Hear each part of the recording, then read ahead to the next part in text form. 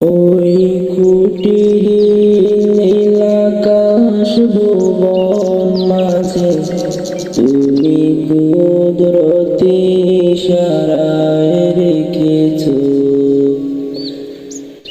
এই শ্যামল পৃথিবীর চিত্রখানি তুমি নিপুণ তোমার হাতে এঁকেছো